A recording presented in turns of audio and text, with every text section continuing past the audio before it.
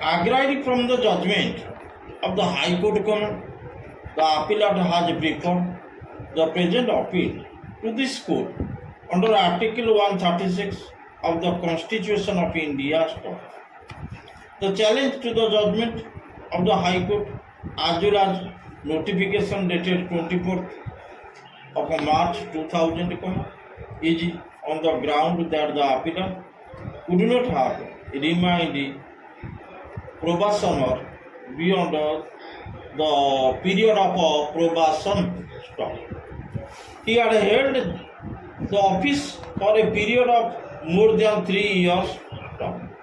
After this period, the appellant will be deemed to have been confirmed, and thus his discharge from service is contrary to the rules. A confirmed employee cannot be discharged as a probationer, and if there is anything against the appellant, the department ought to have conducted departmental inquiry in accordance with rules. Further, it is contended that the action of the High Court and the state government is arbitrary and without any basis. The service record of the appellant was excellent, and there was nothing on the record to justify that the appellant had become unsuitable for the post. Next. On the contrary, the submission on behalf of the respondents is that there cannot be a deemed confirmation. The High Court, in exercise of its power of superintendence as well as under the rules, found that the appellant was entirely unsuitable for his retention in service. The service record of the appellant is also such that it does not justify his retention in service, being a person under surveillance of police. Surveillance of police. Prior to joining the service.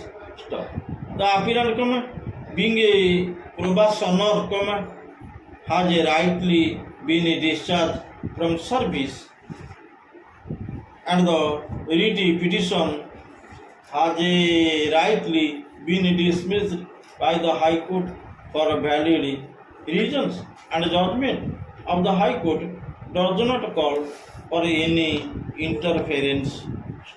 Next, the bar reading of the above impugned notification shows that it is ex facie not stigmatic. It is simple discharges the appellant from service as having been found unsuitable to hold the post of district judge until and unless the appellant is able to show circumstances supported by cogent material on record that this order is stigmatic and is intended to overreach the process of law provided under the rules, there is no occasion for this court to interfere on facts.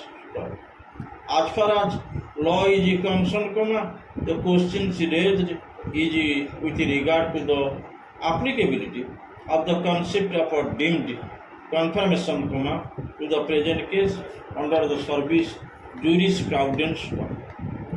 We may also notice that conduct of the appellant, who is a judicial officer, belonging to the higher judicial services of the state, is a matter of some concern.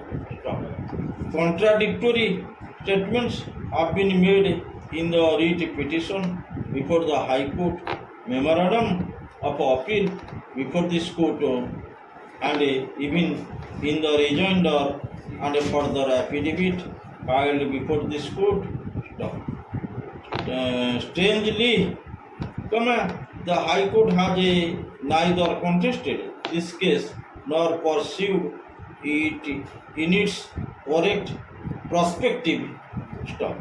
As it appears, even appearance on behalf of the High Court was not entered upon stop. Despite specific orders of this court, the High Court had failed to produce the records and even no responsible officer was present.